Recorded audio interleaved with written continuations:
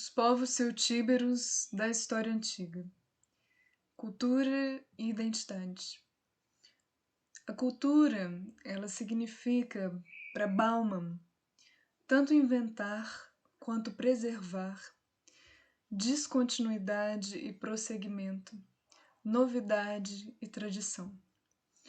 O conceito de cultura da odiernidade, ou seja, da atualidade, ele é amplo e engloba diversos significados, o que torna-se coerente para uma pesquisa que busca discorrer sobre diversos fatores de um mesmo povo. A cultura abrange o material e o imaterial, tanto as crenças, os costumes, quanto os fatores históricos externos e internos dos povos, pois se relacioná-los ao signo de crenças, linguagens e modos de vida culturais, ver-se-á que os acontecimentos historiográficos influenciam profundamente a cultura e a identidade. A identidade, diferente da cultura, onde suas características podem ser encontradas em outros povos, seja se desenvolveram de forma similar ou se em trocas comerciais, onde houve a aculturação, a identidade, conquanto ela é algo único e peculiar de cada povo, que no caso dos povos celtíberos, que eram tão diversos entre si, são suas similaridades nas diferenças que não se encontravam em outros povos que formavam a sua identidade. A celtização da Península Ibérica nunca foi uniforme, variando segundo a personalidade cultural e étnica e cada região de cada povo celtíbero, o que influencia profundamente a cultura e identidade desses povos. Com uma linha de pesquisa baseando-se em cultura e identidade, abre-se um leque de possibilidades de pesquisa sem perder a centralidade e especificidade que se necessita numa pesquisa acadêmica. Discorrer-se-á, então, sobre, primeiramente, baseando-se em estudos de Maria Roseli Souza Santos, que ela é doutora em educação, e Lídia da Costa Vale e a Vila da Silva Prazeres, que são ambas mestres em ciências da religião, em relação à espiritualidade céltica. A produção material celtíbera vincula-se à sua espiritualidade e crenças, havendo uma intencionalidade na produção, mas não só, estendendo-se a todo o processo de ações cotidianas esta espiritualidade. Em relação à etimologia, da palavra celta, é possível que esse nome ele venha da palavra grega Keltoi, que é o nome que representa os povos celtíberos em suas diversas tribos, não só os celtíberos, os celtas em geral, com diversos modos de vida e diferentes formas de organização político-social, não sendo, consequentemente, uma unidade, um povo homogêneo e idêntico. A terminologia celta ela só foi reforçada em virtude do romantismo do século XVIII. Em relação à arte celtíbera, há evidências que se iniciam na Idade do Bronze, que começa ali em 3300 antes da Era Comum, e que se refere à cultura Hallstatt. A cultura Hallstatt ela data desde 1200 antes da Era Comum, com as urnas funerárias da Idade do Bronze, e por mais que se fale de registros célticos em 5 antes da Era Comum, estes deviam existir há mais de 1000 anos antes da Era Comum.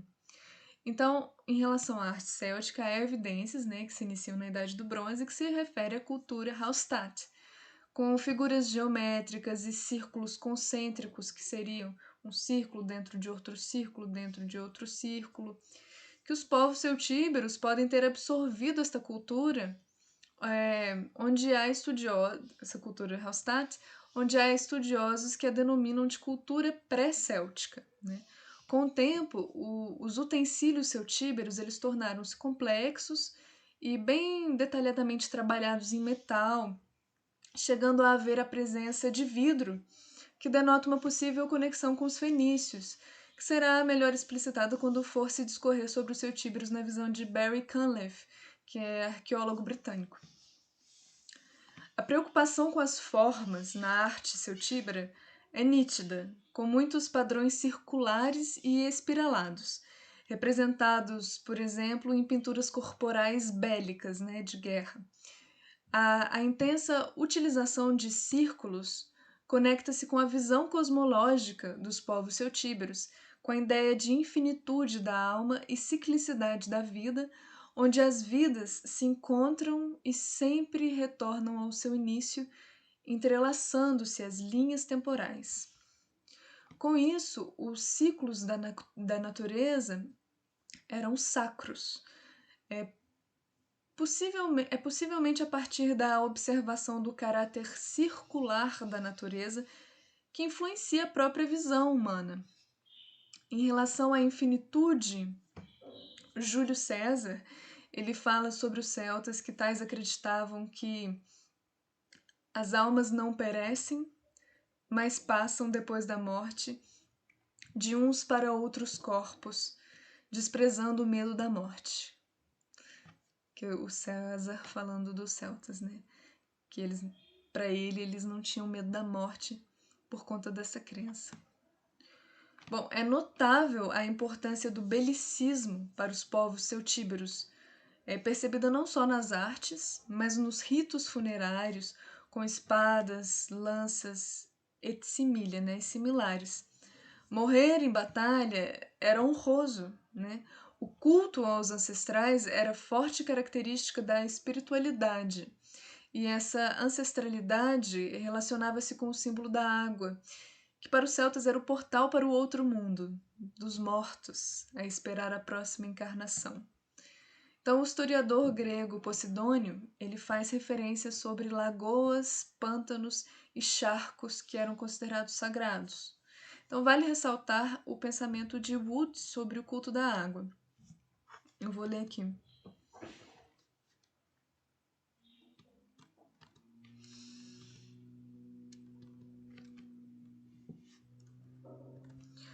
A água, na qual existem tantos reinos misteriosos, é um símbolo apropriado da verdade que existe sob a superfície das coisas.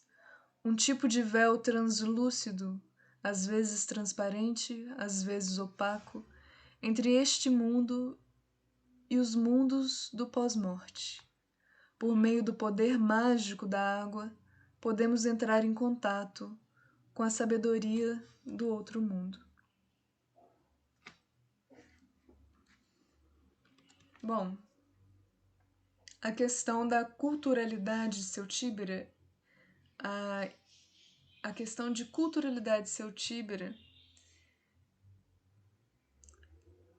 em relação à espiritualidade na arte é apenas uma das diversas características da sua cultura, sendo uma das mais fortes dela o belicismo. Não?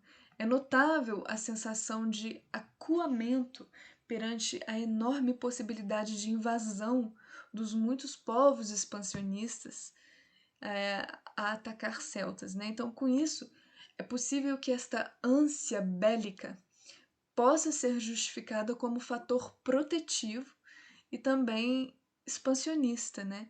Por necessidades de subsistência pelo crescimento populacional. Discorrer-se-á, então, da guerra entre os celtas, baseado em estudos de Filippo Lourenço Olivieri, que é doutor em História.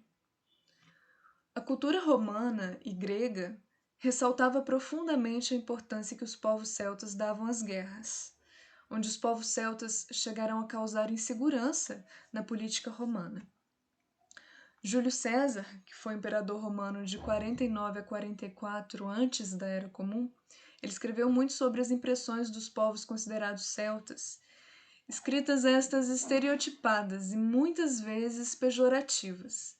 César os via como precipitados e impulsivos, sem pensamento estratégico desenvolvido, sendo assim muito levianos. Outro fator pejorativo era que para ele não devia se acreditar nos celtas, pois podiam mudar o lado em que apoiavam de acordo com seu interesse, estando em auxílio ou contra Roma, dependendo da tribo e do momento. Mas isso vai ser explicitado posteriormente. O Diodoro Sículo, ele usou muito de fonte para os celtas o Éforo de Cumas, que era aluno de Isócrates, né, que teria falado de celtas em 350 antes da Era Comum. Então, são gregos, né?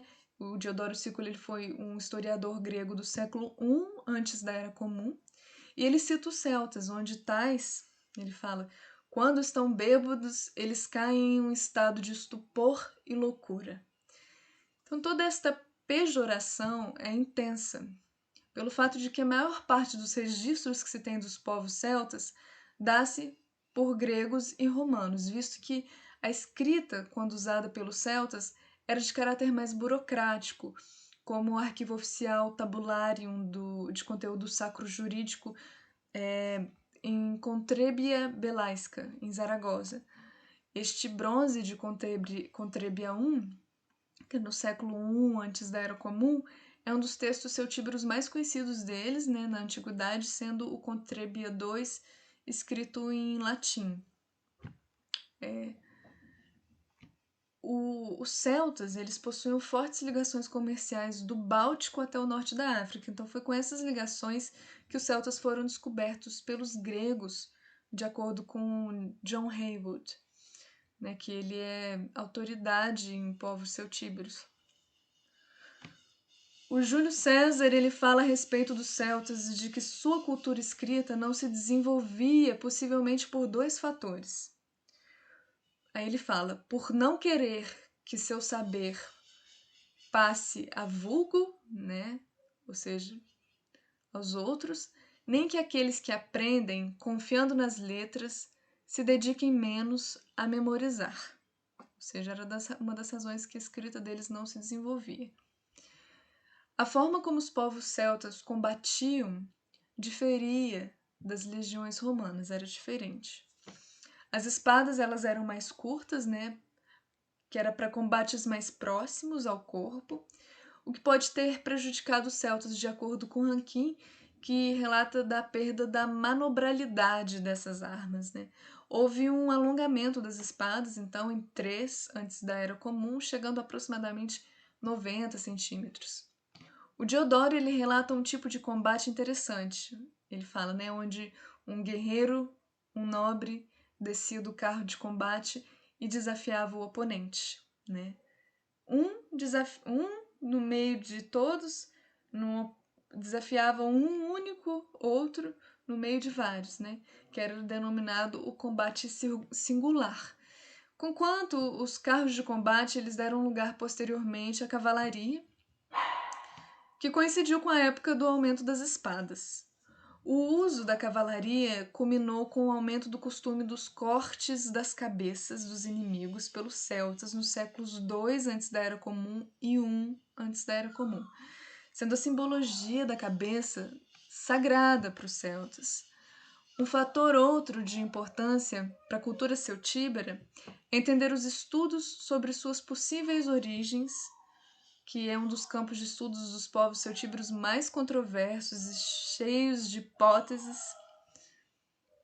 Então, apresentar-se-á no discorrer dos estudos feitos por Martim Almagro Gourbet, que é PhD em História, e o Gourbet, antes de discorrer sobre as origens celtíberas, ele menciona a placa de Botorrita, na Espanha, que é descoberta perto de Saragossa, escrita em latim, o que demonstra uma certa utilização da cultura romana por parte dos celtíberos para organizarem melhor os seus assuntos administrativos, que necessitavam ser registrados, né, com o desenvolvimento do comércio e da economia. Então, Gorbeia ele ressalta os contatos dos povos celtas com os tartésicos e ibéricos, que ocupavam regiões meridionais e orientais, tendo os povos celtíberos uma múltipla raiz cultural e étnica. E de acordo com Tovar e os seus discípulos, eles manteram a ideia de que uma invasão antiga teria trazido uma língua considerada pré-celta, relacionada a textos antigos lusitanos, no que outros linguistas consideram o lusitano de reminiscência do dialeto céltico. O celtibérico, do tipo mais arcaico, ele teria sua língua conservada em inscrições do alfabeto ibérico e latino. Para o Cunliffe, as fontes clássicas indicam a presença celta por volta de 6 antes da Era Comum, o que sugere que o celta falado na Ibéria era mais antigo que o celta falado na Gália. O celtíbero seria falado no centro, oeste e norte da península. Foi comentado sobre possível conexão dos povos celtíberos com fenícios por presença de vidro. O Barry Cunliffe ele discorre sobre descobertas de inscrições em escrita fenícia no extremo sudoeste da Península Ibérica, que sugerem fortemente que a língua transcrita era celta. E o mais antigo que se tem destas inscrições data do século VIII antes da Era Comum. Então, John Koch ele relata das inscrições nas estelas celtíberas no sudoeste da Ibéria, que também remonta a 8 antes da Era Comum. Então, todos esses fatores supõem que a língua céltica apareceu pela primeira vez na Península Ibérica. Essas estelas celtíberas, as estelas eram colocadas geralmente em sepultamentos, né? Eram pedras bem altas assim, às vezes eram entalhadas e eram bem bonitas. Bom, é importante ressaltar que a língua céltica, no geral, ela é originária de tempos pré-históricos e era uma das línguas mais faladas na Europa em 300 antes da Era Comum. Mas até as línguas célticas possuíam suas variações, como o hispano-celta, o goidélico, que é antepassado do escocês e irlandês moderno, o gaulês, o lepôncio, o britônico, entre outros muitos, né? Voltando, né, para os fenícios e suas possíveis relações com os celtíberos, o Cunliffe ele reflete sobre o interesse fenício nas regiões produtoras de metal, né, cobre, ouro, estanho, da Península Ibérica, né? Por exemplo, a zona de Pirita que tinha a oeste. Como um fator, né, esse interesse nos metais da Península Ibérica era para os fenícios um fator para eles estreitarem relações com os celtíberos, né, na Idade do Bronze final, que aproximando as comunidades ibéricas viradas para o Atlântico e para o Mediterrâneo. Na Idade do Bronze, no segundo milênio antes da Era Comum, há a cultura de Cogotas I, né, relacionada aos vetões, que são povos celtíberos, sendo um sítio arqueológico em Cardeñosa, em Ávila, na Espanha, com presença de ossos e cerâmicas, posteriormente elementos metálicos, características de agropecuária e cultura de caprinos, e novamente ritos de oferendas às águas, sendo mais uma afirmação para a sacralidade da água para os povos celtíberos. A divindade vinculada à água era Navia ou Nabia e se relacionava com o mito do Rio do Esquecimento, em conexão com o submundo dos mortos, de caráter psicopompo, ou seja, psicopompo é aqueles guias, né? Tipo a figura do Caronte, que guiavam as almas pelo submundo. Então foi possível relacionar também os povos celtíberos com altares rupestres e belas pedras na cultura castreja, graças a Estrabão, né, que foi historiador, geógrafo, filósofo grego da antiguidade. Posteriormente, essa cultura de casas circulares nos povos celtíberos foram transformando-se em retangulares pela culturação, né, mas esta arquitetura por longo tempo foi presente. O Estrabão ele também relata a presença de saunas para ritos funerários nos povos celtíberos em montanhas del Duero. Então, não somente a natureza terrena era sacra, como os nemetons, que eram os bosques sagrados, para além da terra era também sacro, ou seja, o sol, a lua, né, que era utilizada para seus calendários e para prelúdios, né, adivinhações, né, e cultos com danças circulares, de acordo com Gorbet, que também relata o costume dos povos celtíberos colocarem os enfermos nas estradas, com a intenção de curá-los, o que denota superstições na cultura celtíbera. Então, voltando à questão da lua, em relatos de Apiano e Cílio Ítaco, que eram cidadãos da Roma Antiga, né, em relação às divinações e rituais de presságios, praticamente tudo que o cercava relacionava-se à adivinhação, seja em sonhos, pelo canto das aves, pelo exame de entranhas, pelo fogo, pela água, pelo sacrifício de prisioneiros de guerra. Os profetas e videntes eram os vates. A utilização do ferro nas guerras, ela tinha um contexto sagrado também, porque o belicismo ele era de grande importância e glória para os povos celtíberos. Então, em relação à importância do ferro, vale ressaltar uma fala de Courbet,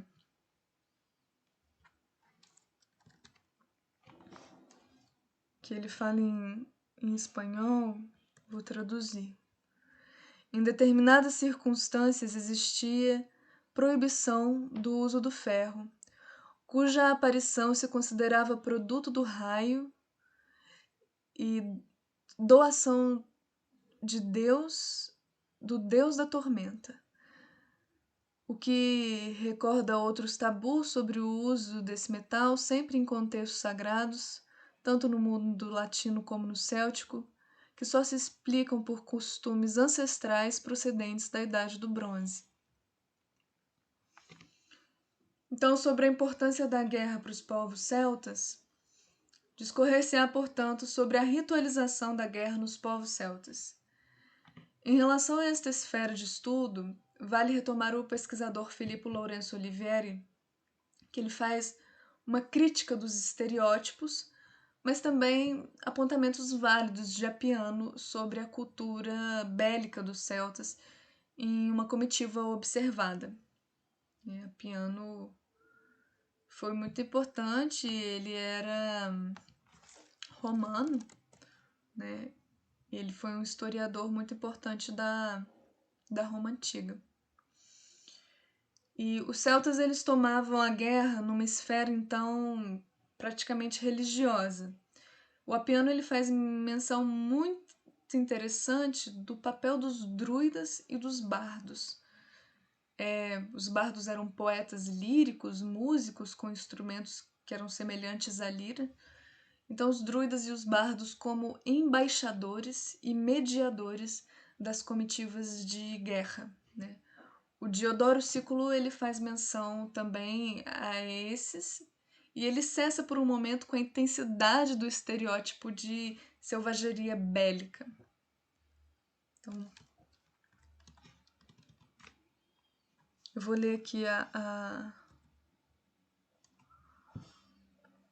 frase do Diodoro Sículo, que é da Biblioteca de História, que foi tirado por Olivieri. Não somente em tempos de paz, mas sobretudo nas guerras. Tá falando dos bardos e dos druidas, né? Dos druidas.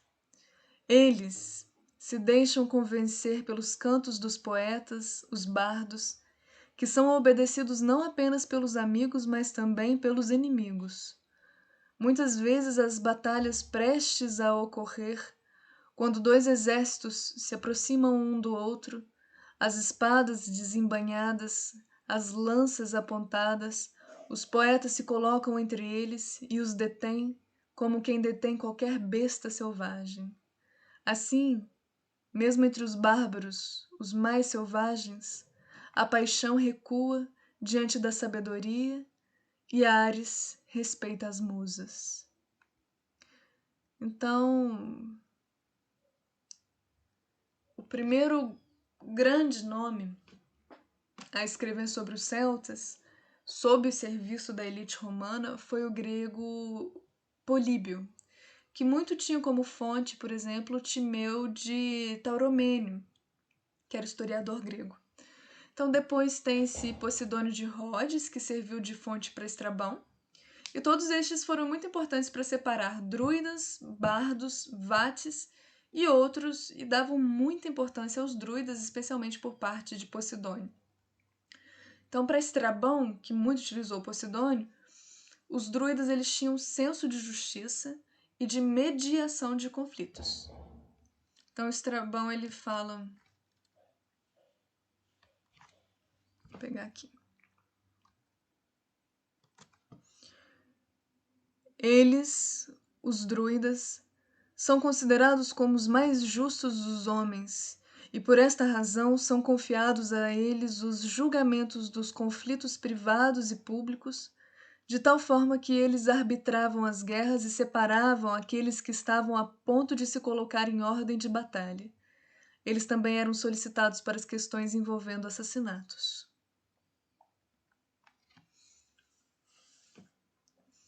Muitos dos conflitos celtíberos se dão pela expansão do Império Romano. Para entender a chegada dos romanos à Espanha, por exemplo, tem-se que entender também como o conflito dos gauleses com os romanos favoreceu e facilitou o caminho dos romanos para a Espanha, né? Para compreender esta questão, tem-se Apiano, né, na sua História Romana, que é um importante historiador romano, como eu havia dito.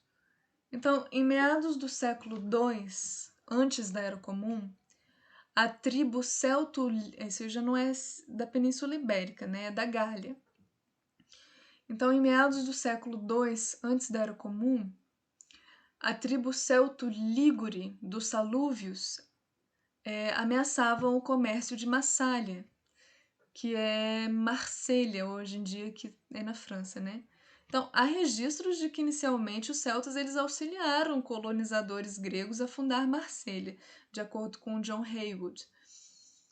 Bom, então a tribo celto-lígure dos Salúvios eles estavam ameaçando Marselha. E Marselha recorreu então, pediu ajuda a Roma, né, que interveio apenas em 154 antes da Era Comum. Ela vence os Salúvios, destrói Roquespertus, o seu santuário, né? E Teutomalho era o rei dos Salúvios, e ele pede asilo aos alóbroges, que viviam mais ao norte. Entra então em cena o rei dos Arvernos, o Bituito, com sua escolta de cães e guerreiros. Conquanto são derrotados, os Arvenos, que eram os primeiros emissores de moedas célticas, os rutenos são derrotados juntos, os alóbroges e os salúvios, pelo general romano Domítio Aenobarbus, ou Arenobarbus. Então, foi a grande batalha dos rios Ródano e Sorgue, né, que se encheu de milhares de cadáveres e permitiu que Roma tivesse acesso. Com essa guerra, Roma teve acesso a um caminho terrestre entre Itália e Espanha, que mesmo que ela iniciou seu processo de conquista da Península Ibérica em 218 antes da Era Comum, com essa criação desse acesso, que foi chamado Via Domitia, por causa do general, esse processo ele facilitou a expansão, que se concretizaria com mais força só com as guerras cantábricas em 29 antes da Era Comum até 19 antes da Era Comum. Quanto à ritualização da guerra propriamente dita, o Apiano ele faz um mapa das posições de cada um. Então, o druida geralmente ele ficava à frente do cortejo da guerra, seguido de músicos e guerreiros, que eram tipo os guarda-costas desses músicos, né? E atrás os guerreiros, né? Então, tem relatos de presença de cães junto com os guerreiros.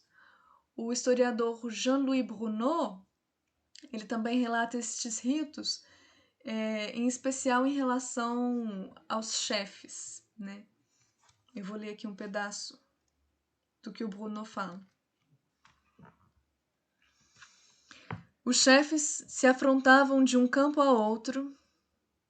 Essa palavra afrontavam, né, não se utiliza mais, mas ele fala assim.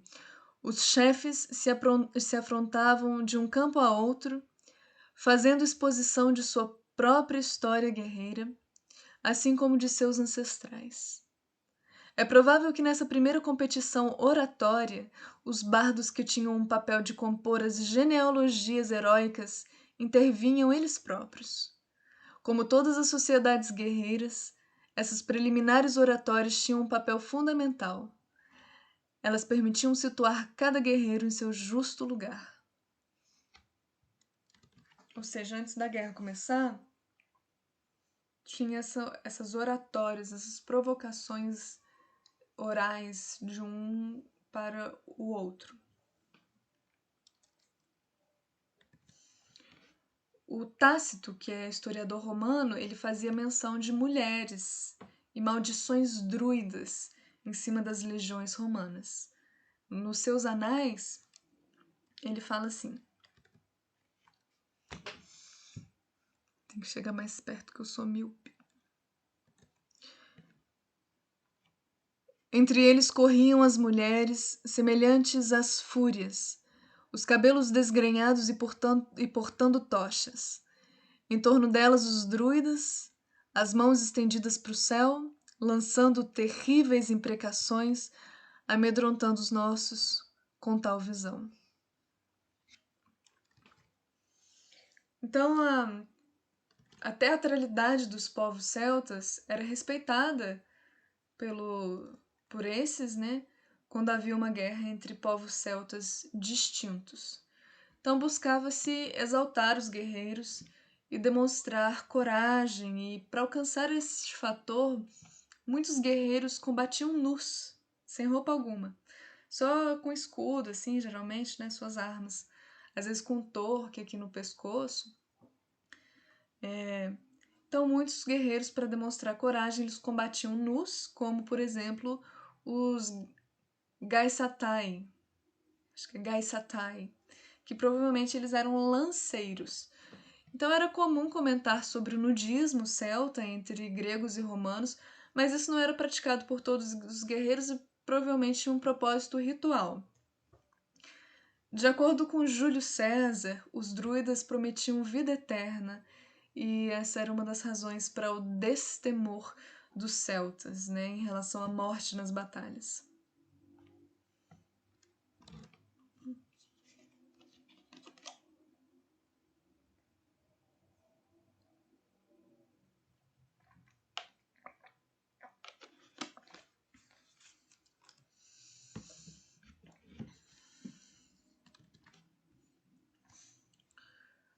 Fugindo um pouco da Ibéria, mas para compreender a potência celta,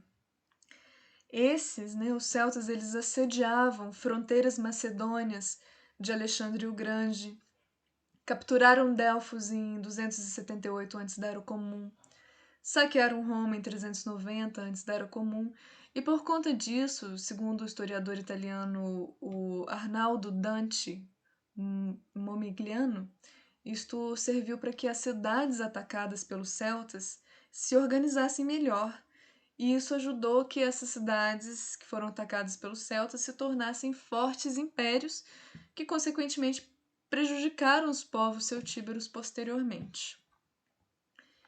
Em relação a outros fatores culturais, os registros historiográficos dos povos celtas focam-se nos homens e pouco sabe-se das mulheres. A revista El Correo, da Unesco, em 1975, né, Los Celtas, dá importância a este fator, né, que vale ressaltar. Então, há destaque para a independência das mulheres, né, que poderiam possuir bens próprios, como objetos utilitários, joias e até cabeças de gado. Então, além do uso da propriedade, podia-se também usar essa propriedade como quisesse. As mulheres, né, podendo vender, comprar e doar suas propriedades como bem quisesse.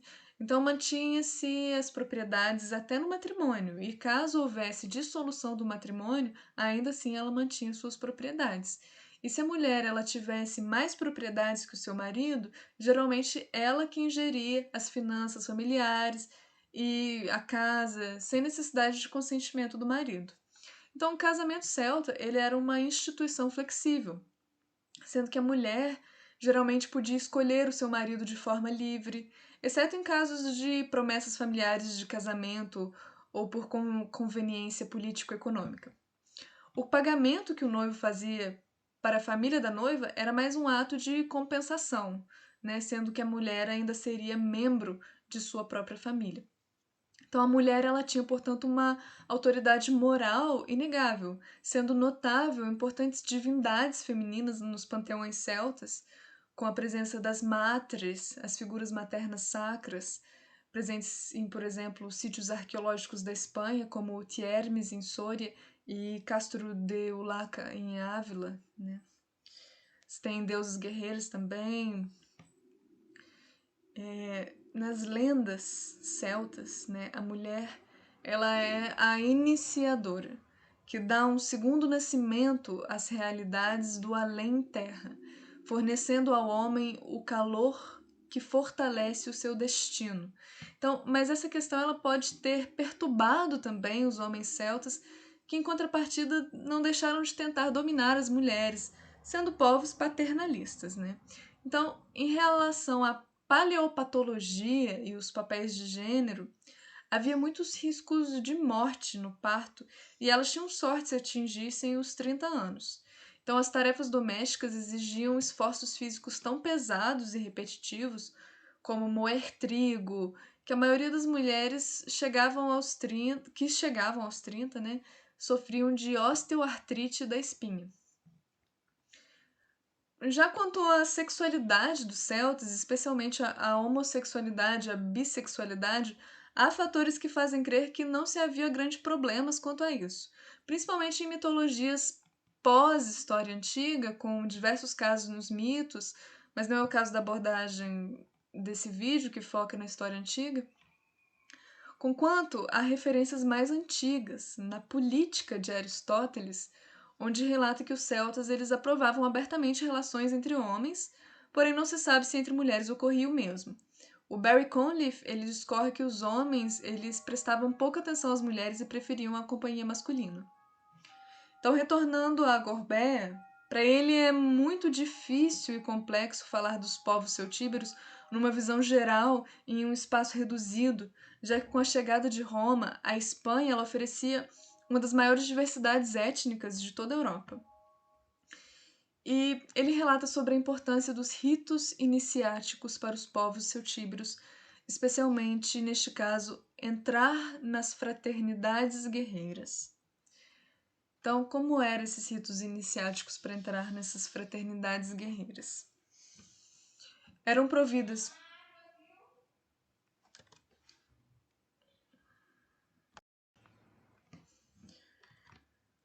Então eram providas comidas muito simples e básicas. Depois eram banhos secos de suor, né, com pedras quentes, seguido de imersão em água fria e uma unção, uma espécie de gordura, né?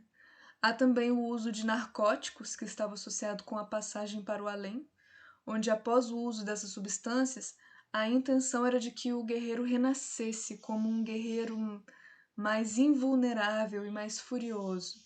Então, tanto o fogo como a água eram muito importantes para os ritos iniciáticos, assim como os jogos ginásticos, cantos e lutas rituais.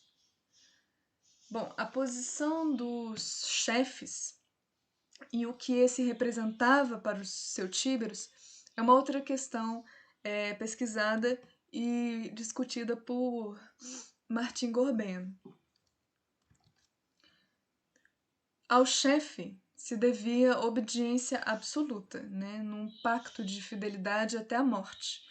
Os chefes eles possuíam demasiado prestígios e eram vistos com propriedades sobrenaturais, como por exemplo, o uso da espada era visto como um símbolo de poder e uma autoridade que era dotada de magia, né? Então, nos campos de urnas, os campos de urnas eles têm mais evidências no nordeste da Ibéria, né, por exemplo, onde se localizava o Vale do Ebro, que é muito importante também, as regiões costeiras da Catalunha, no final ali da Idade do Bronze. Então, nos campos de urnas há registros de espadas de antenas, né, que são espadas que no cabo da espada tem uma anteninha para lá e para cá, né? E que são características dos povos celtíberos da Idade do Ferro. Então, vou fazer um vídeo posteriormente só de imagens em relação a materiais celtíberos. Não só celtíberos, celtas em geral. Em relação, posteriormente, com a cultura latene, né, a adoção de espadas mais longas. Um chefe de grande importância para os povos da Lusitânia foi Viriato, né, que ele enfrentou o expansionismo romano na Espanha, né, no século II antes da Era Comum, vai ser falado também posteriormente. Em relação à cultura latene na Península Ibérica, é interessante notar a presença de dragões, né? Acredita-se que provavelmente a mitologia envolvendo os dragões tenha nascido há milhares de anos, né? Quando os povos encontraram fósseis enterrados de dinossauros, animais muitas vezes enormes, né? Chegando, por exemplo, a 12 metros de altura. Então, um exemplo de dragões são armas do século III antes da Era Comum, né, de um enterro em Quintanas de Gormaz, que incluía uma bainha decorada com pares de dragões. No entanto, acredita-se que essa relação tenha se dado através dos Pirineus ao norte.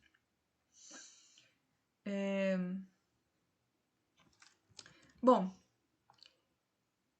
quanto à questão dos sacrifícios, é nítido nos povos celtíberos a importância desses para o culto aos seus deuses, né? Tanto em agradecimentos, honrarias ou pedidos.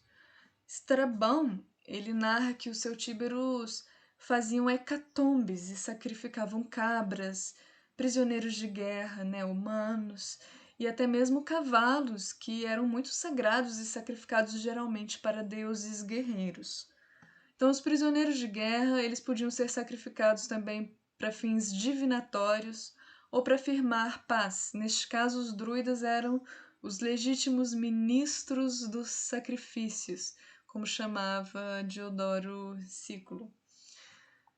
Então, a hipótese de que a complexa formação dos povos celtíberos se dá por diversas aculturações e evoluções dessas, em sua forma própria, é apontada por Gorbea como uma possibilidade alternativa para entender a cultura, não descartando a possibilidade de terem suas próprias criações e modos de vida também peculiares, né? Entre os desenvolvimentos dos povos celtíberos, pode-se notar a poliorcética, né, na guerra, que é a técnica de criar máquinas bélicas para atacar muros e atacar fortalezas.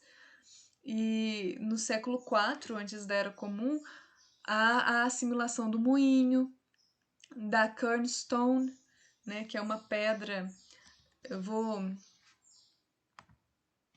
A kernstone, eu não sei se eu vou conseguir pôr uma foto aqui, mas era uma pedra e tinha uma outra pedra menorzinha.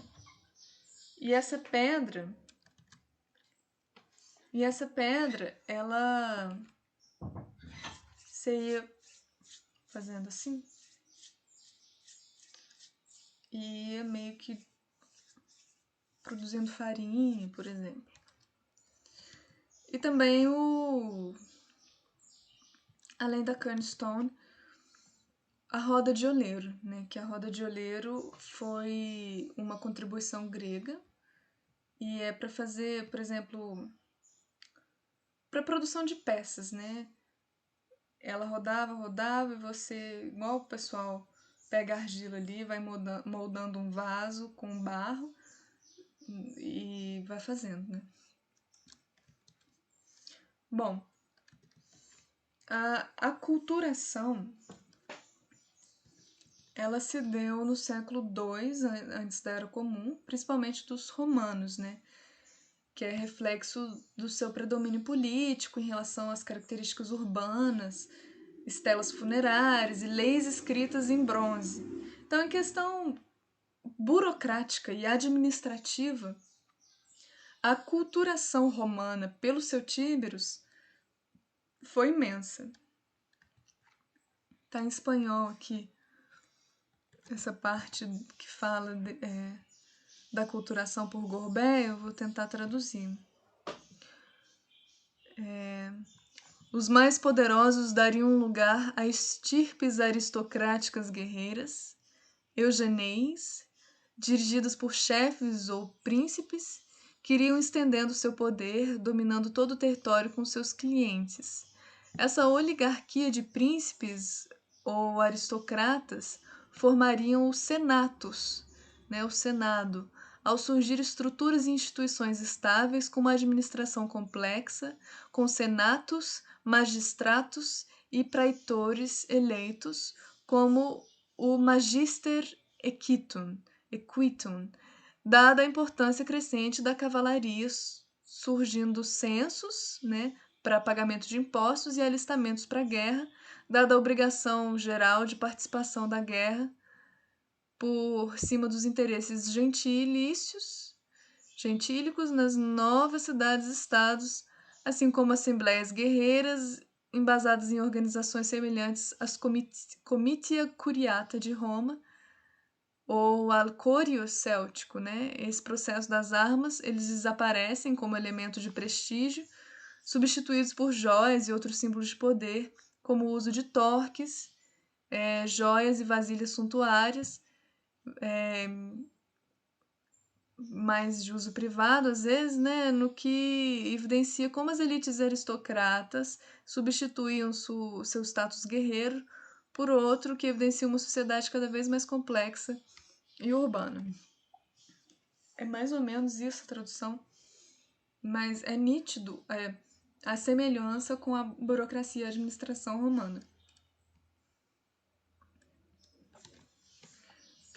Um importante estudioso dos antigos celtas, como eu havia dito, é o Barry Windsor Cunliffe. Barry Windsor Cunliffe, arqueólogo britânico, e vale ressaltar suas pesquisas sobre os povos celtíberos. Então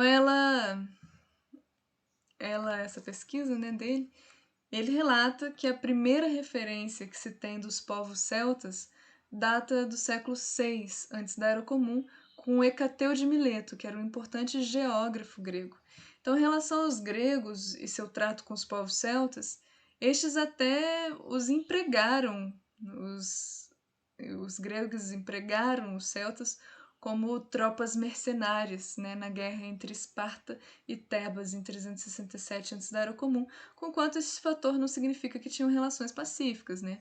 Os gregos e romanos, por mais que houve toda a pejorização e estereotipia dos povos celtas, acreditaram ser importante os representar em suas artes, como, por exemplo, a estátua de mármore romana do Gaulês Moribundo, né, que é uma cópia de uma escultura perdida helenística, provavelmente feita em bronze, que demonstra a nobreza celta com um homem nu, né, com os cabelos desgrenhados, o bigode e um torque no pescoço. Outra referência é o gaulês Ludovisi, né, ou o gaulês suicida. Né? Essa estátua romana em mármore é uma cópia de uma estátua grega que representa um celta cometendo suicídio por conta do corpo de sua esposa morta. Né? Então, o interesse que os romanos tinham nas terras celtíberas se dava também pelo fator climático, pois estando entre o Atlântico e o Mediterrâneo, norte e oeste ficavam mais úmidos, sendo que o sul e o leste ficavam mais frios, o que condicionava a vegetação. Né? No sul e no leste havia então o clima mediterrâneo, com o interesse dos romanos por agricultura de uvas e azeitonas. A zona norte e oeste era a zona temperada, com muitas florestas. Em relação ao centro da Península Ibérica, havia a meseta, né, que é uma zona montanhosa, quente, seca, mas com o rio Ebro ao nordeste, né, fluindo para o Mediterrâneo, criava-se um ambiente acessível e agradável. Né? Então, por estas diferenças climáticas, a cultura celtíbera em cada região ela se desenvolveu culturalmente de forma diversa e peculiar, visto que os processos da natureza influenciavam profundamente os seus signos e artigos de crença. Então, na Espanha, a título de exemplo, a agricultura de subsistência era predominantemente de cereais, de acordo com John Haywood.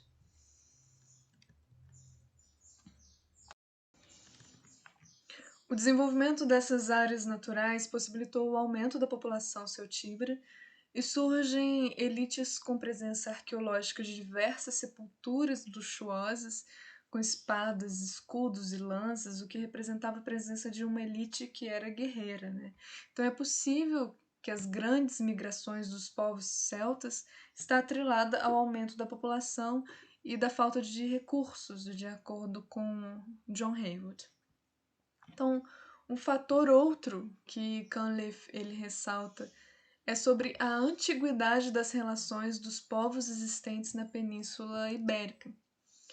Desde a Escócia até o sudoeste da Península Ibérica, as comunidades marítimas elas possuem uma complexa relação de intercâmbios desde o período neolítico, de acordo com Cunliffe.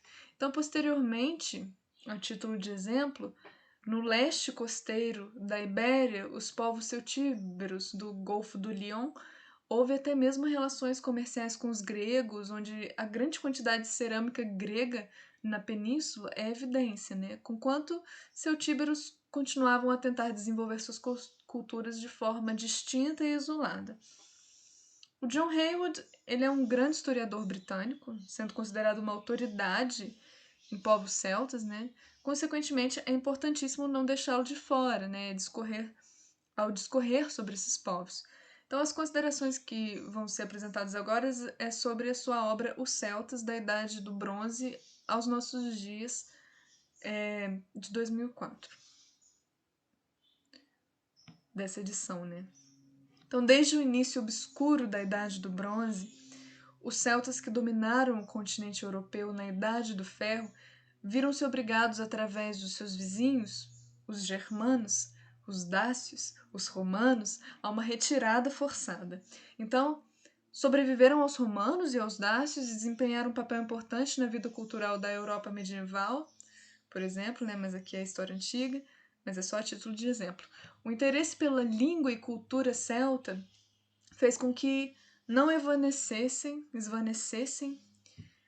e, ao invés de olhar para a história celta como um longo declínio de 2 milênios, devemos ver nela uma história real de sobrevivência. Então, a sociedade tribal e descentralizada dos povos celtas possibilitou supostamente a sua divisão e conquista pelos romanos. A descentralização é a dispersão deles, né, desses povos, a falta de união. Mas o que às vezes não se reflete é que esse fator divisório também gerava dificuldade para a dominação dos romanos, já que num governo centralizado,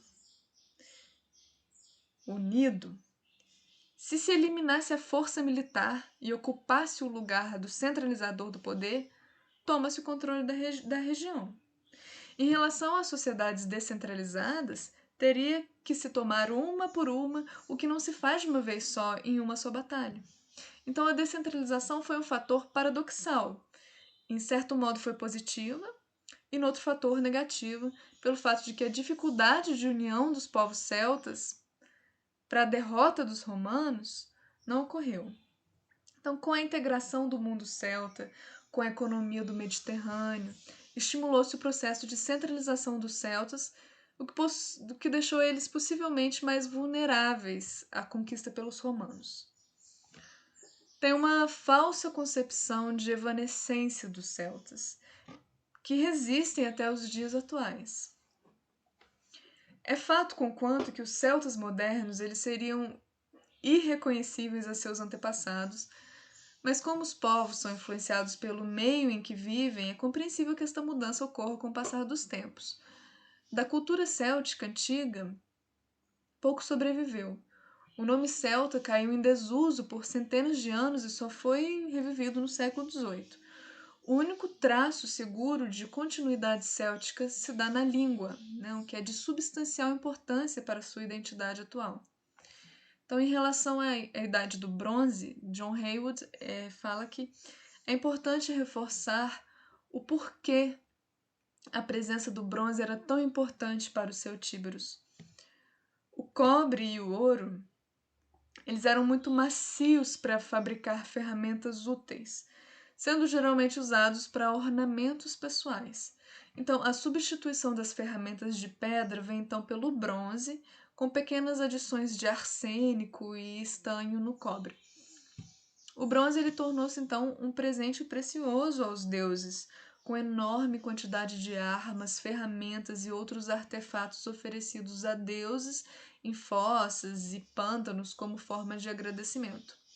Houve então o desenvolvimento do comércio por conta dos metais, e com esta relação entre povos, a troca também de ideias, né?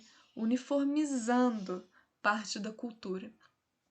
Então, essa questão explica o fato de que, por volta de 1000 antes da Era Comum, as diferenças culturais e a uniformização das culturas de necrópolis e das culturas de urnas, com corpos cremados e as cinzas colocadas em urnas de cerâmica para serem enterradas em sepulturas achatadas, né, em campos que continham outras muitas sepulturas. Então, ou seja, essas culturas com o tempo foram se uniformizando. Então, os povos celtíberos, eles fizeram parte desta cultura, né? É na Idade do Bronze que se formam as elites socialmente dominantes, e na Idade do Ferro elas se fortalecem. Então, as práticas funerárias, elas denotam isso, né? Porque dependendo do estatuto do indivíduo, este tinha certos privilégios funerários com oferendas que no Neolítico costumava-se ser mais comunal, né? De comunidade. Esse fato provavelmente se deu pelo aumento do comércio. Então, a chegada da Idade do Ferro é outro marco importantíssimo, porque além do ferro ser considerado melhor que o bronze, ele era mais barato e encontrado com mais facilidade, como em muitos pântanos. Então, nisso, o trabalho de ferro, ele vindo da Anatólia para a Grécia, da Grécia para os Balcãs, dos Balcãs para a Europa Central e da Europa Central para a Espanha, em 750 antes da Era Comum. Então, em relação, por exemplo, à cultura Hallstatt, ela tornou-se rica através do comércio do sal, né? E a relação que se dá com os povos celtas é, por exemplo, que arqueólogos, por antigas fontes gregas, reconheceram lá armas célticas. Então, o nome Hallstatt relaciona-se com a língua celta e vem de local de sal. Então, a cultura Hallstatt, ela se dá desde a Idade do Bronze, em 1200 antes da Era Comum, e desenvolveu-se ao longo do Danúbio, né, na Áustria, Boêmia e sul da Alemanha. Então, foi somente na Idade do Ferro que esta chega à França, Espanha, Portugal, aproximadamente 500 antes da Era Comum. Bom, em relação à cultura latene, caracterizou-se por seu estilo de arte e seus padrões geométricos, né? Mas a arte celta não tinha funções apenas ornamentais, mas religiosas, mágicas e simbólicas. Então, o surgimento dos chefes de clãs na cultura latene acompanha também uma mudança nas crenças célticas. Então, conquanto os povos celtas da Ibéria eles adotaram a cultura latene de um modo muito seletivo em relação a outras regiões onde a presença se deu de maneira mais intensa, né? Então, a cultura latene na Espanha se deu somente em 4 antes da Era Comum. Então, a cultura latene ela tinha um caráter mais marcial, né, de guerra, com a elite sepultada como se estivesse indo para um combate. Isso pode ter se dado com a relação com os povos etruscos. Então, os escritores gregos e romanos, eles discorreram da importância de grandes banquetes para os celtas, para mostrar as suas riquezas, enaltecer suas proezas nas batalhas, né? Então essa cultura guerreira que se fortalece nos celtas começa a causar certa instabilidade na Europa. Então, em relação à estrutura social no mundo latene, celta, né?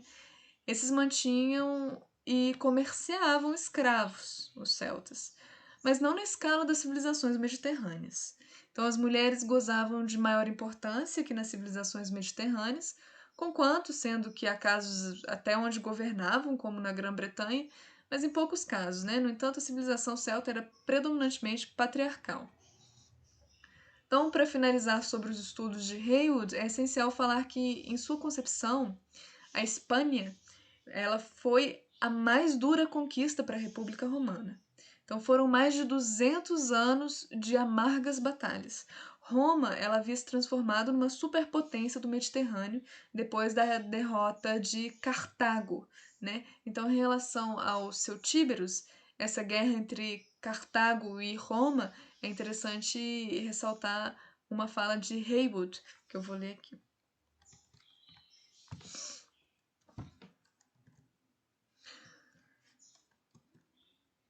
Para recompensar as perdas na Primeira Guerra Púnica, em 230 antes da Era Comum, Cartago começou a construir um império territorial em Espanha. Os povos íberos das áreas da costa do Mediterrâneo estavam sob o domínio direto cartaginês. Os celtíberos do interior eram governados indiretamente através de alianças com importantes chefes de clãs e ocasionais expedições punitivas em grande escala. Os celtíberos lutaram em ambos os lados na Segunda Guerra Púnica e ganharam a reputação de mudar de posição e desertar.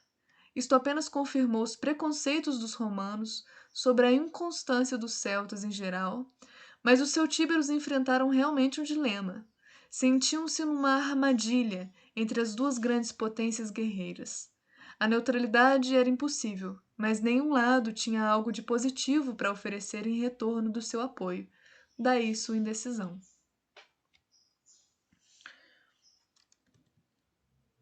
Conquanto não foi apenas por conta de Cartago que Roma teve problemas em sua expansão para a Espanha. Porque os celtíberos, com a ajuda dos lusitanos, eles foram forte oposição para a expansão romana, principalmente com o chefe da Lusitânia, o Viriato, né? Que, como líder, foi só com a queda da Numância, o Ópidum da mais forte tribo celta, os Arevacos, né? Que quebrou com a parte mais difícil da resistência celtíbera. Como para todos chega-se em algum momento a hora da passagem desta vida para algo outro, ainda indecifrável por mentes humanas, os povos celtíberos também com isso se preocupavam, né, com a morte. Discorrer-se-á sobre o fim para os celtíberos, ou seja, o culto da água relacionado com o outro mundo e posteriormente os ritos funerários. Então retorna-se a Filippo Lourenço Olivieri sobre as crenças e os rituais em relação aos cultos das águas.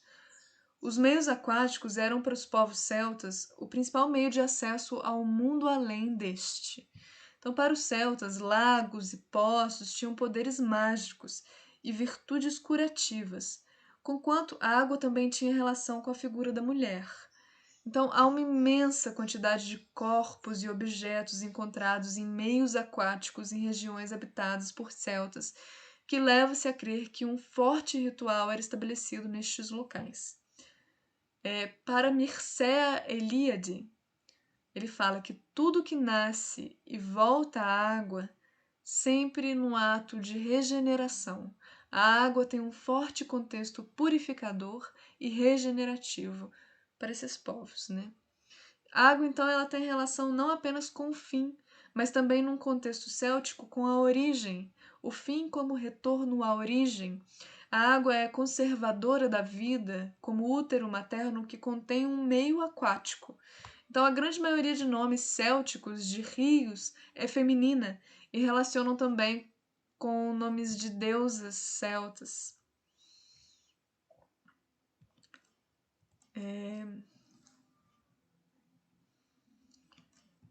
Bom,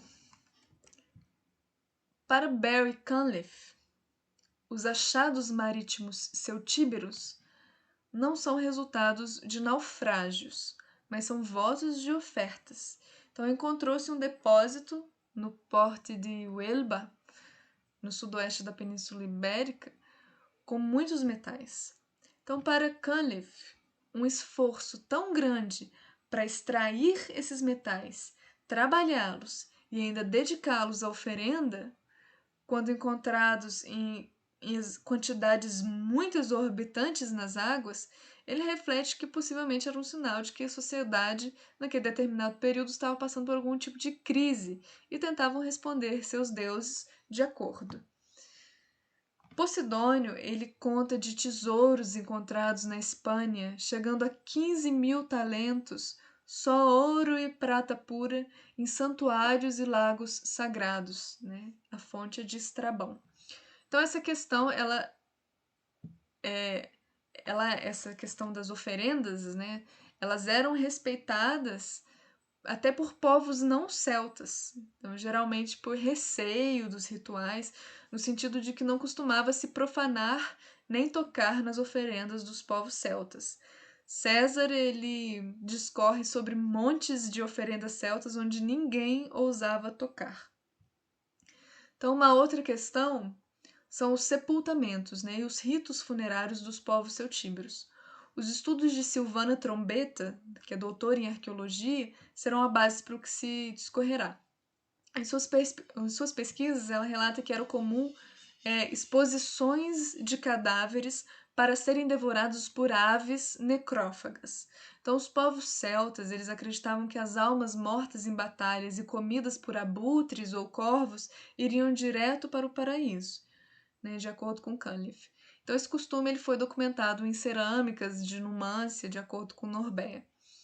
Então, para compreender os ritos funerários, há de se entender como as 3 culturas mais importantes relacionadas aos celtíberos chegaram à Península Ibérica. Então, para Per Borch y Gimpera, que é Peri Borch y Gimpera. Não sei se fala assim, mas ele é pré-historiador espanhol. E ele fala que haveriam importantes invasões. Então, eu vou ler um texto dele aqui.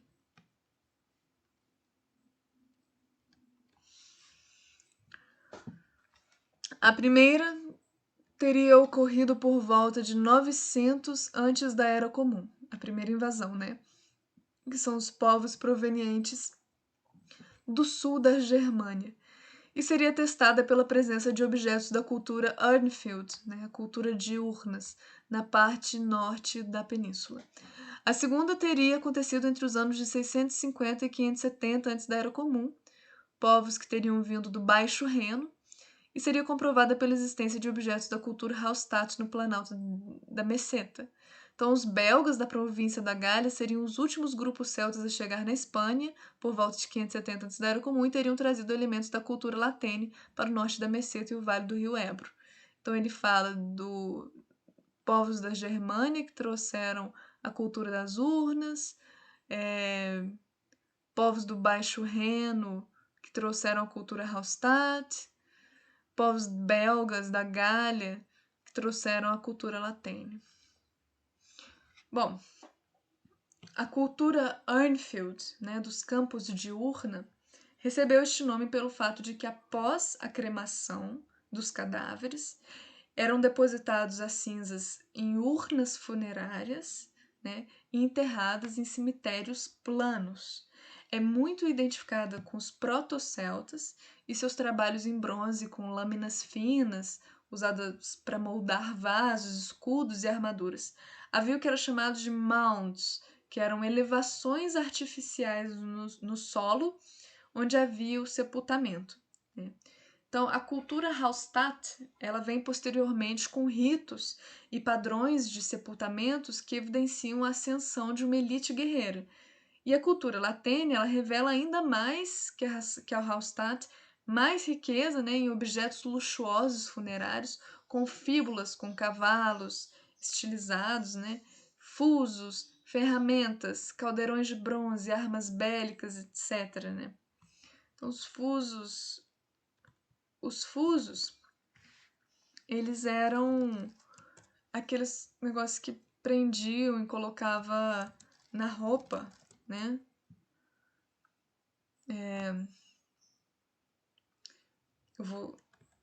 Quando eu for fazer um vídeo das imagens, eu vou colocar umas imagens de fusos e fíbulas aqui. Na verdade, eram as fíbulas, né, que colocavam assim, prendiam nas roupas. Trombetta, né, que é a Silvana Trombetta, ela relata questões não colocadas à nitidez e revela possibilidades de um modo de ritual funerário, que, após a exposição dos cadáveres às aves necrófagas, havia incineração dos corpos, seguida às vezes por seleção de ossos para inserção em urnas cinerárias, né? Depois que as cinzas depois eram jogadas em meios aquáticos. Então, os ossos do crânio, eles eram especialmente selecionados e inseridos em urnas decoradas e parte da ritualística restrita a uma elite celtíbera. Então, a importância da cabeça se dava na crença celta de que a cabeça era a morada da alma. Então, há fontes de Estrabão que menciona a existência de crânios como troféus de guerra na geografia de Estrabão. Então, os celtas eles consideravam as ferramentas tomadas na guerra como troféus que consagravam seus túmulos. E o Gensur, ele declara que apossar-se do crânio de um inimigo morto era como pegar para si as qualidades deste inimigo, fato que também poderia explicar a mutilação das mãos na Celtibéria. Então, o Gensor ele apresenta uma pesquisa que em 14 de 23 tumbas foram encontradas numa necrópole em Numância com apenas ossos do crânio e da extremidade dos dedos. Então, as fíbulas celtíberas, portanto, ao representar muitas vezes cabeças, pode simbolizar uma afirmação e poder bélico, né? Mas também ancestrais, divindades, máscaras funerárias, entre outros, né? Então, uma relação outra que Gensor também aponta e se relaciona com a morte é que a cabeça, para os povos celtíberos, representava também o todo e o elo com os antepassados que se foram. Então, era usada como culto aos ancestrais.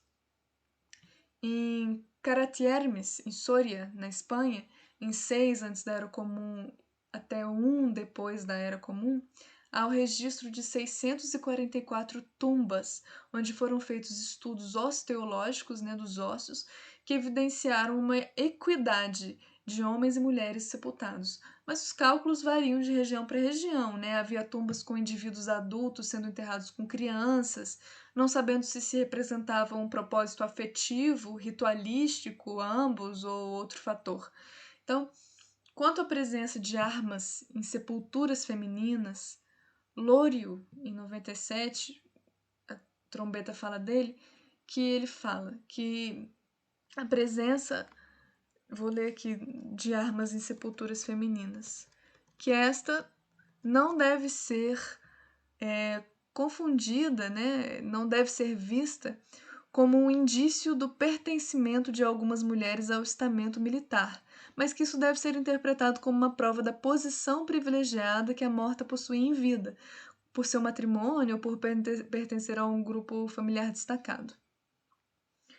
Então, há uma intrigante presença de 13 pavimentos em círculo próximo ao Oppidum de Numância, né, com pedras arredondadas, onde acreditava-se que a função seria criar uma plataforma para a exposição dos cadáveres a serem devorados por aves necrófagas, né, como um altar ritualístico. Então, os povos celtíberos eles tinham uma profunda tendência à abstração e ao simbolismo, né? Mas, enfim, isso me lembrou aquelas pedras, né? Os círculos de pedras. Mas são coisas diferentes. Em relação ao objetivo que se tem com esse vídeo, é aprofundar a pesquisa acadêmica sobre os povos celtíberos, né? Tem imensas lacunas sobre esses povos, seja a sua origem, seja as suas crenças, em relação a uma certeza mais concreta sobre, né? Então, a estereotipia, a pejoratização com que esses povos dominadores os escreviam necessita ser revista para até mesmo ao encontrar registros arqueológicos poder interpretá-los de forma mais sóbria, né? Então, buscou, né, analisar a vivência dos povos celtíberos diante dos processos ritualísticos, estendendo ao contexto de vida, as ações cotidianas, ao dar valores simbólicos e divino-religiosos na extensão de suas vidas, né? Buscou-se refletir o estereótipo de belicismo dos povos celtíberos, né, que mudando o paradigma tradicional colocar a ânsia bélica em relação ao fator protetivo, expansionista e de subsistência. Buscou-se discorrer sobre as relações comerciais e as aculturações em conexão com os processos de mudança e desenvolvimento da estrutura social dos povos celtíberos. Então, em relação à importância dos estudos dos povos celtíberos na modernidade, na atualidade, passa-se por diversas questões. A primeira conecta-se com a necessidade da preservação da memória histórica, né? Mesmo se a pesquisa retoma temas que já foram trabalhados, cada pesquisa vai ser peculiar, né? Com sínteses e junções de pensamentos únicos, que ajudam a desenvolver o pensamento reflexivo de maneiras multifacetadas. O Stuart Hall ele fala da nossa identidade pós-moderna, né? Ele fala que as características temporais e espaciais, nascidas a partir do processo de globalização, estão entre os aspectos mais importantes e têm efeitos sobre as identidades culturais. Então, pelo fator pós-globalização, com o desenvolvimento dos meios de comunicação e a identidade pós-moderna, de aculturação global, absorve-se culturas de todo o planeta sem, ao menos em muitas ocasiões, saber a origem, né? Então, portanto, é importante a pesquisa dos povos da antiguidade, né, para perceber as reminiscências, os legados na atualidade e sua importância de preservação, principalmente povos como os celtíberos que foram invisibilizados, romantizados ao extremo, levianamente, feitos de mortos mesmo não estando, oprimidos e chamados de selvagens e bélicos, simplesmente por valorizarem a guerra, que para tais era o único caminho para a proteção de suas terras e lar. Né? A metodologia que eu utilizei para fazer a pesquisa, né, foi discorrer sobre os povos celtíberos numa revisão de literaturas, né, através da história, da geografia, da arqueologia, que usou-se artigos científicos, livros de profissionais da área, sejam modernos ou da própria antiguidade, e buscou-se fazer uma análise sintética, né, e uma junção dos fatores historiográficos, culturais e identitários, além da exploração da possibilidade de fazer considerações crítico-pessoais sobre as questões pesquisadas, né, dos povos celtíberos, para com isso gerar novas reflexões na tentativa de enriquecer esse campo acadêmico. Então, a revisão de literatura foi do tipo integrativa, né, que tem como finalidade fazer uma síntese dos resultados obtidos nas pesquisas sobre os povos celtíberos, de modo ordenado, sistemático, mas com possibilidade de abrangência, né, para mostrar o que se tem discorrido nos estudos acadêmicos através dos tempos em relação a esse tema dos povos celtíberos. Então, considera-se que a pesquisa dos povos celtíberos em relação à sua cultura e identidade é de grande enriquecimento, não apenas para o meio acadêmico, mas para toda a parcela da sociedade que deseja entender que reminiscências passadas se relacionam com a própria realidade atual. O legado dos celtíberos é imenso e vários fatores podem relacionar-se com os tempos odiernos. Os povos celtíberos tinham uma profunda tendência à abstração e simbolismo. Como eu havia dito, e o signo dos símbolos é um ponto ainda demasiado presente na humanidade, principalmente em relação à ciclicidade da vida, né, que remete a reminiscências celtíberas, muito representada em suas artes.